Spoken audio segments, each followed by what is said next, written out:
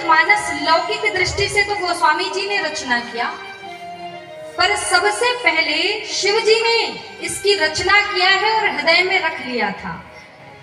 तो सबसे पहले यदि रचना करने वाले हैं तो स्वयं बाबा भोलेनाथ की रची महेश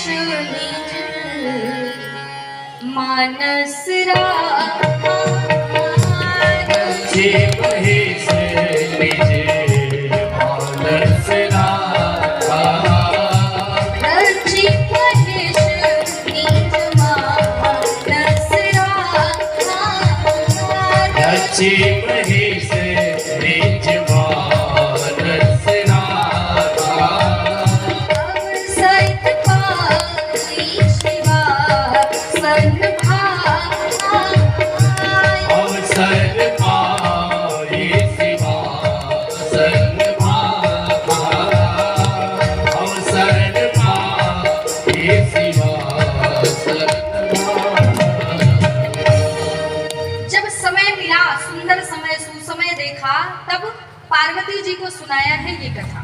तो अभी कल आपने श्रवण किया था, कुंभज ऋषि के यहाँ गए और जैसे ही शिव जी सती मैया कथा श्रवण करके वापस आ रहे हैं, कुंभज ऋषि से विदा मांगा, प्रणाम करके वंदन करके आगे बढ़े। कथा यहीं पर विश्राम हुई थी ना, सबको याद है। मुनिसन विदा मांगे त्रिपुरारी, चले भवन संग दक्ष कुमारी। अब दोनों लोग जैसे ही कुटिया से आश्रम से बाहर निकले, उसी समय एक घटना घटी। जैसे मान लीजिए आप कथा सुन के बाहर जाएं पांडाल से, और जैसे ही बाहर जाएं जिसकी कथा आपने सुनी है वो सामने प्रकट हो जाए। ऐसा होता नहीं लेकिन हो जाए, इतने सौभाग्य कहाँ हमारे। पर मान लीजिए राम जी साक्षात सामने दर्शन दे दें तो कितनी प्रसन्नता होगी, जीवन सार्थक हो जाएगा। और शिव जी के साथ यही हुआ, जिसकी कथा वो सुन के आ रहे हैं वही साक्षात राम जी सामने दिखाई दे दिए। जैसे कुटिया से बाहर निकले कथा सुन के, दंडकारण्य में राम और लक्ष्मण का दर्शन हुआ।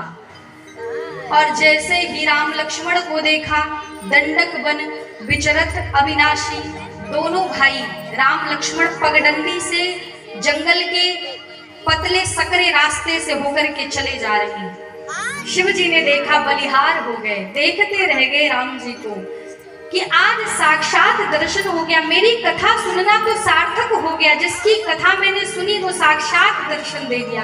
आंखों से झरझर आंसू की बूंदें गिरने लगे, भाव हम लोग तो कथा